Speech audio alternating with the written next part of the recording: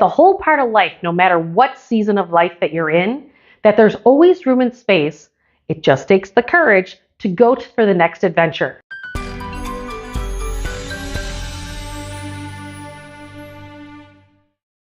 One of the biggest pieces that the older generations are giving is that you need to sacrifice today for tomorrow, and that couldn't be further than the truth. You do not need to have an either or. You don't have to sacrifice today for tomorrow. It's that how do you live in the present moment today and plan for the future at the same time?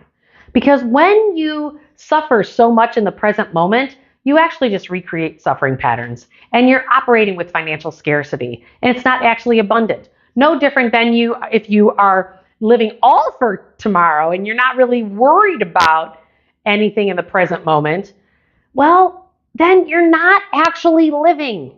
The older generations, I would challenge the fact that they didn't live enough in the present moment because they were so afraid that all their ducks had to be in line for their future. And then what happens? Right before retirement, within 5 to 10 years of retirement, things are being pulled out from underneath you that you never thought because you were committed to that company, you were committed to doing it, and you were doing it all and you were loyal.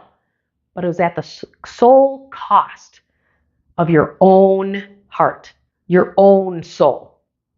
And that's not what's okay. It's time to actually go on that adventure, plan for tomorrow, but bring your heart and soul with you along the way. When it comes to the older generation, one of the things that I think they do the best is their work ethic.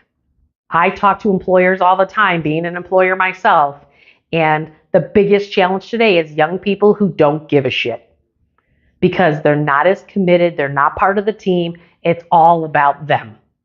So one of the things that the older generation can teach you, which I believe they are going to be the younger generation's biggest competitors in retirement, because people don't want to stop working. They will work for 20 hours a week, and they're still way better and more dependable to an employer than the younger generation.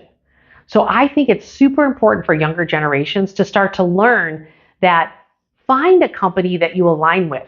Find a company that actually you like the work, you like the people, and then treat them like your family. Yes, there's business structure, but it's not all about business. It's about people. And that's one of the things that the older generation does a heck of a lot better than the younger generations today. I think one of the biggest things that the older generations can actually learn from the younger generations is learning to be more nimble, learning to be more flexible, that it's okay to change even if you've been somewhere for 10, 15, 20 years. That the whole part of life, no matter what season of life that you're in, that there's always room and space. It just takes the courage to go for the next adventure. That your financial life and your responsibilities in life are not going to fall apart, even if you jump off the ledge and change careers, change directions, adjust your cash flows. It's okay to move to that new city, in a new house, in a new thing.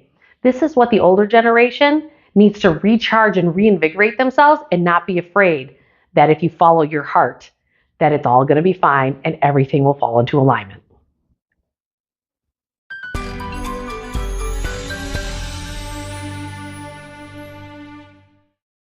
Do you want to experience free coaching based on my 25 plus years as being a financial planner and ask me any question that you want to ask me to help you get past that hurdle in your financial world? I run these free workshops every other month to start to open you up, to start to help you get to this next place. The information for my free workshop, click the link below and register, and I'll see you on the next workshop.